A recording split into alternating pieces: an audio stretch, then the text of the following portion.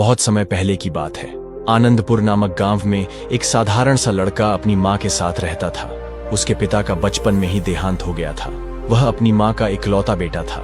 ना उसका कोई भाई था और ना ही कोई बहन। माँ ने बड़े प्यार से उसका नाम ठनठन पाल रखा। ठनठन पाल बहुत ही मेहनती और ईमानदार लड़का था। अब वो धीरे धीरे जवान हो गया था। खेतीबाड़ी का सारा काम उसने अपने कंधे पर ले लिया था और अपनी माँ को ज्यादा से ज्यादा आराम देता था। माँ भी अपने बेटे से बहुत खुश रहती थी। ठनठन पाल ने अपनी छोटी सी जमीन के टुकड़े में मेहनत करके काफी धन इकट्ठा कर लिया था। 2-4 गाय भैंस से भी पाल रखी थी। उनका भी दूध बेच देता और बाकी दूध माँ बेटे घर में पी लेते। यूं कह सकते हैं कि दोनों माँ बेटे का गुजर बसर बड़े अच्छे से हो रही था। बस माँ को अब एक ही चिंता थी कि ठनठन पाल अब बड़ा हो गया है, अब इसका ब्याह हो जाना चाहिए। पर क्या करें, उस जमाने में पिता या भाई रिश्ता ढूंढने के लिए जाते थे, पर ठनठन पाल के तो ना पिता थे और ना ही कोई बड़ा भाई। अब ठनठन पाल को भी लगने लगा कि मेरा विवाह हो जाना चाहिए। कभी कभी ठनठन पाल अकेले बैठा अपने आप से ही बड़बड़ाता रहता, मेरे साथ के सभी साथियों की शादी हो गई है, मेरे जितने भी दोस्त हैं सब शादीशुदा हैं, मैं अकेला ही कुंवारे सांड की तरह घूम रहा हूँ। अरे यार, अब तो मैं भी चाहता हूँ कि मेरे घर में एक सुंदर सी औरत हो, जिसकी पायल की छम छम, चूड़ियों की खन खन हरदम कानों में पड़ती रहे। हाय हाय, कितना सुहावना होता होगा वह सब कुछ। अकेले बैठे ठनठन पाल अक्सर यही सोचता रहता और खुद ही मुस्कुरा देता। एक दिन ठनठन पाल की माँ ने कहा, बेटा, गांव में जो देवी का मंदिर है वहां के पुजारी के पास जाओ और उनसे विवाह की पूजा करवा लो। ना जाने हमारे ग्रह हमसे नाराज हो रहे हो और पूजा कराने पर वह शांत हो जाए। ऐसा करने पर हो सकता है तुम्हारा विवाह हो जाए। तुम्हारे लिए भी कोई सुंदर लड़की भगवान ने बनाई होगी, जो तेरे लिए हर बार करवा चौथ का व्रत कर रही होगी। पता नहीं पूजा के प्रभाव से वह पंडित जी को नजर आ जाए। जब ठनठन पाल ने यह बात सुनी तो वो मन ही मन बहुत खुश हुआ। अगले दिन सुबह जल्दी ही उठा और नहा धोकर पंडित जी के पास पहुंच गया। जाते ही पंडित जी को प्रणाम किया और बोला, पंडित जी, कैसे भी करो, कुछ भी करो, पर मेरी शादी करवा दो। पंडित जी ने उसे कहा, अरे भाई, पर बताओ तो सही कि शादी कब की है। ठनठन पाल ने कहा, पंडित जी, शादी तो तब होगी ना जब कोई रिश्ता आए। मुझे शादी के लिए पूजा करवानी है, जिससे मुझे मेरी पत्नी मिल जाए। पंडित जी ने आश्वासन देते हुए कहा, ठीक है, तुम कल आ जाना, शादी की पूजा करवा देंगे। उसके बाद तुम्हारे दिन शुभ हो जाएंगे और कोई सुंदर सी लड़की तुम्हें भी मिल जाएगी। इतना कहकर पंडित जी ने उसको आशीर्वाद दिया। जाते समय ठनठन पाल फिर पैरों में गिर गया और धन्यवाद करता हुआ चला गया। अगले दिन ठनठन पाल उठा, नहाया धोया और बैलों की जोड़ी को अच्छे से संवारा, हल कंधे पर रखा और बैल लेकर मंदिर की तरफ चल दिया। उसने सोचा, पहले मैं पूजा करवा लूंगा, उसके बाद अपना हल बैल उधर से उधर ही लेकर खेत पर चला जाऊंगा। क्यों समय बर्बाद करूं, पूजा करके घर वापस आऊंगा, फिर बैलों को लेकर खेत पर जाऊंगा। इतने में तो मेरा बहुत सारा समय खराब हो जाएगा। ये सोचते हुए ठनठन पाल अपने हल और बैलों को लेकर ही मंदिर पहुंच गया। पंडित जी ने देखा तो उस पर बरस पड़े, ये क्या तरीका है, हल और बैल लेकर मंदिर में कौन आता है। तो ठनठन पाल ने उनको सारी व्यथा बता दी कि पंडित जी, मैं समय बर्बाद नहीं करना चाहता, पूजा करवा के इधर से इधर ही खेत पर चला जाऊंगा। पर मंदिर के पंडित जी तो सुनने के लिए तैयार ही नहीं थे। बोले, नहीं नहीं, मंदिर में बैलों का कोई काम नहीं है, जाओ पहले बैलों को घर बांध के आओ और फिर पूजा करना। अब थोड़ी सी दूरी पर ही एक हनुमान मंदिर भी था। वहां का पुजारी खड़े देख रहे था। उन्होंने सोचा, क्यों ना इस भक्त को मैं फंसा लूं और इससे शादी की पूजा करवाने के बदले में मोटी रकम वसूल कर लूं। यही सोचकर उन्होंने ठनठन पाल से कहा, अरे भाई, इधर आ जाओ, हम बैलों के साथ ही पूजा करवा देंगे।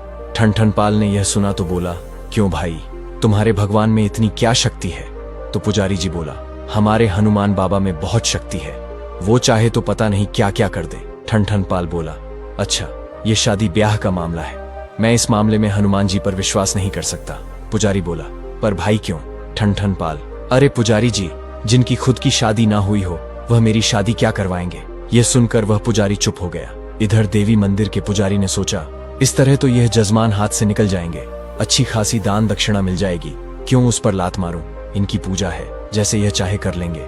यही सोचकर पंडित जी ने ठनठन पाल से कहा, ठीक है जजमान, आपकी पूजा है, आप जैसे चाहो वैसे कर लो। चलो ठीक है, आप ले आओ बैलों को और बैलों के साथ ही पूजा कर लो।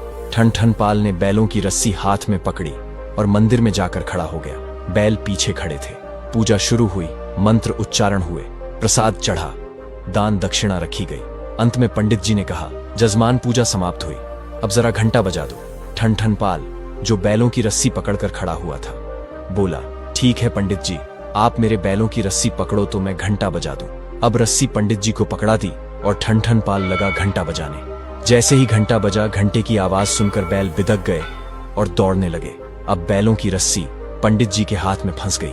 बैल दौड़े तो पीछे से पंडित जी भी दौड़ने लगे। आगे आगे बैल, पीछे पीछे पंडित जी और उनसे पीछे ठन ठन पाल। सारे सर पर दौड़े चले जा रहे थे। उन्हें इस तरह दौड़ते हुए देखकर पास वाले हनुमान मंदिर के पुजारी जी ने हंसते हुए कहा, क्यों, क्या हुआ पुजारी जी? कहा दौड़े जा रहे हो? तो पंडित जी बोले, अरे भाई, अभी तूने बस किसी की शादी में फेरे करवाए हैं, अभी तूने किसी की शादी के लिए पूजा नहीं करवाई। अब कुछ दूर जाकर जैसे तैसे पंडित जी का हाथ रस्सी से निकला और पंडित जी जैसे तैसे बचे और सीधा मंदिर की तरफ दौड़ने लगे। वो नहीं चाहते थे कि अब ठन ठन पाल उन्हें किसी और नई मुसीबत में फंसा दे। दौड़ते दौड़ते दूर से ही हाथ हिलाकर बोले, हो गई पूजा, अपने घर जाओ, 1-2 दिन में रिश्ता आ जाएगा। हुआ भी यही। पता नहीं पूजा का प्रताप था या भाग्य के लेख। 2 दिन बाद ही ठन ठन पाल का रिश्ता आ गया। ठन ठन पाल का रिश्ता पक्का हो गया। पूरे गांव में शोर मच गया। सबसे ज्यादा खुश थी ठन ठन पाल की माँ। धान धुलाई और अनाज पिसाई शुरू हो गई। निश्चित समय पर बारात गई और एक सुंदर सी लड़की से ठन ठन पाल का ब्याह हो गया। ब्याह के बाद दुल्हन आई।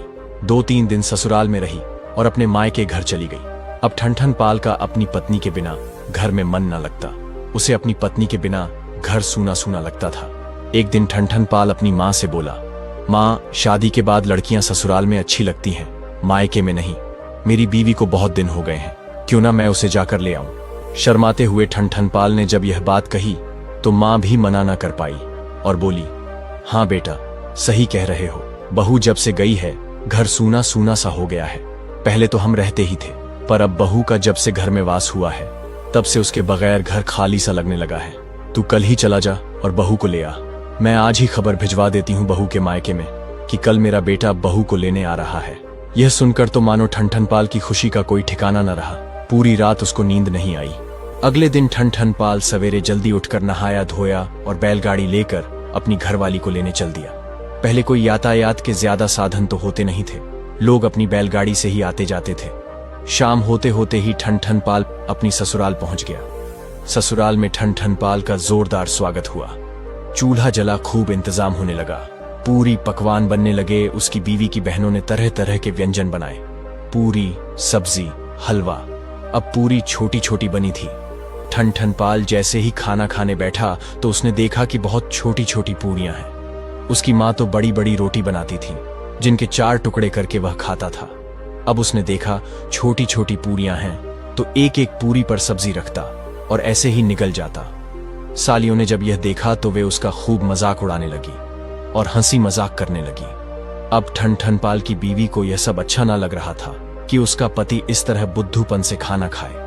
वह थोड़ी पढ़ी लिखी समझदार थी तो उसे यह हरकत अच्छी ना लग रही थी।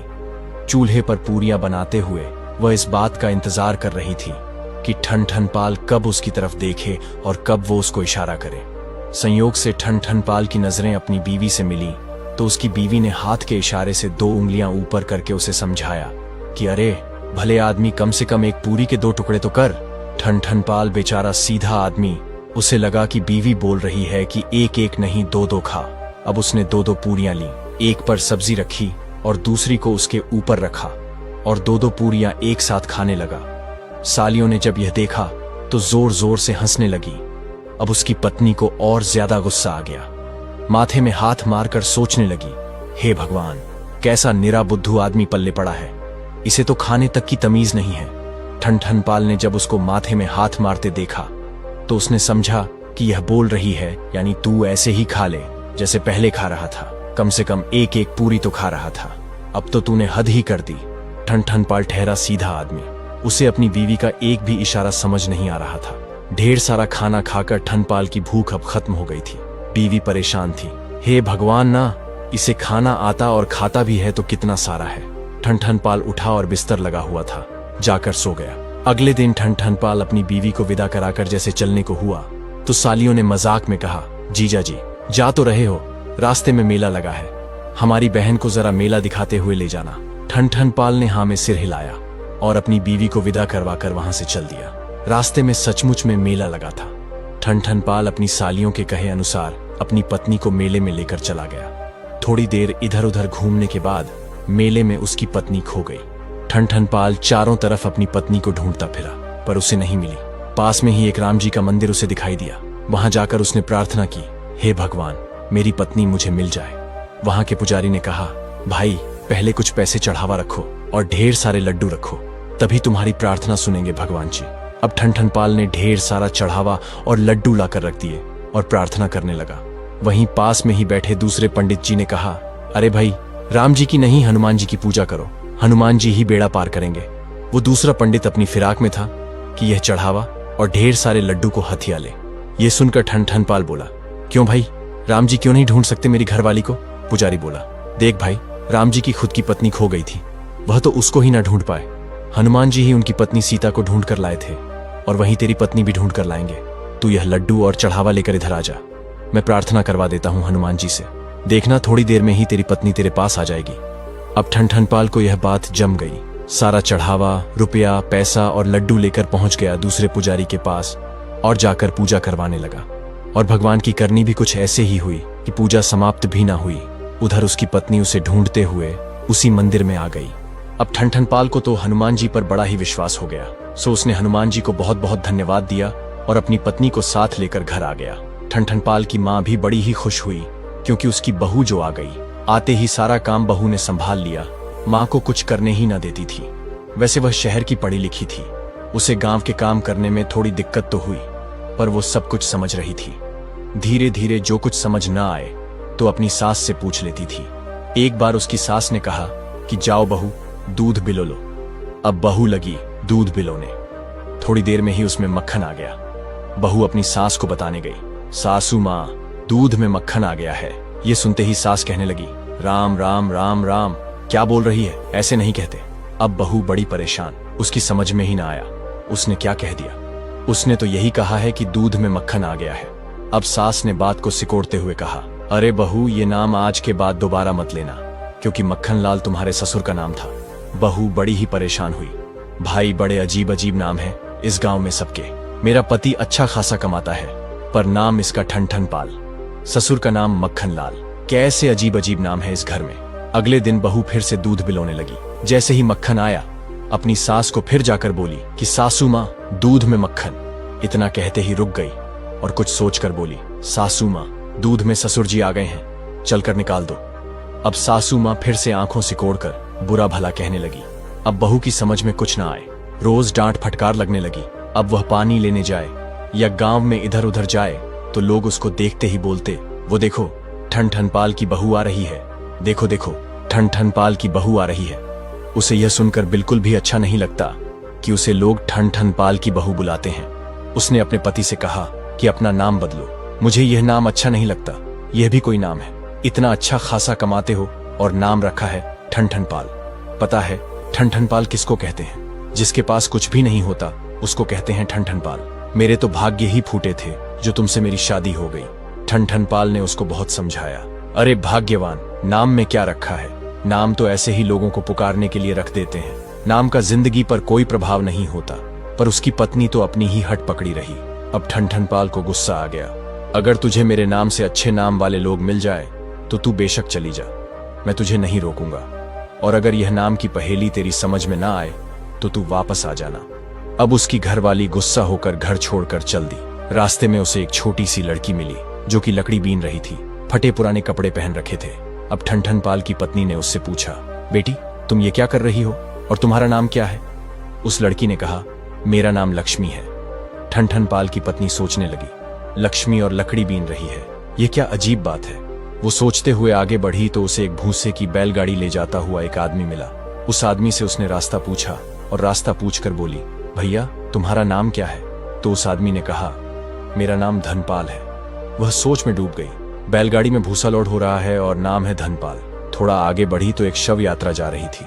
उसने उन लोगों से पूछा, भैया क्या हुआ इनको और क्या नाम था इनका? लोगों ने कहा, बड़े अच्छे आदमी थे बेचारे, नाम था अमर सिंह। बस वहीं से ठनठनपाल की पत्नी वापस लौट आई और घर की दहलीज पर जैसे ही कदम रखा तो ठनठनपाल ने कहा, अरे भाग्यवान, लौट आई, तुम तो गुस्सा होकर जा रही थी, फिर वापस कैसे आ गई? बोली, मेरी नाराजगी दूर हो गई। ऐसा क्या देखा भाई तुमने जो तुम्हारी नाराजगी दूर हो गई और तुम उल्टे पैर घर की तरफ आ गई? अब वह बोली, लकड़ी बीने लक्ष्मी, भूसा ढोए धनपाल, अमर सिंह तो मर गए तो भले मेरे ठन ठन पाल। ये सुना तो ठन ठन पाल की आंखों में खुशी के आंसू आ गए और उसकी पत्नी भी समझ गई थी कि नाम से कुछ नहीं होता। मेरा पति अच्छा खासा कमा लेता है, मेरी सारी ख्वाहिशें पूरी करता है, मुझे खुश रखने की कोशिश करता है। रही बात सासू माँ की तो वह पुराने विचारों की है, कोई बात नहीं, दिल की तो अच्छी है, सब निभ जाएगा। यह सोचकर हंसी खुशी रहने लगी।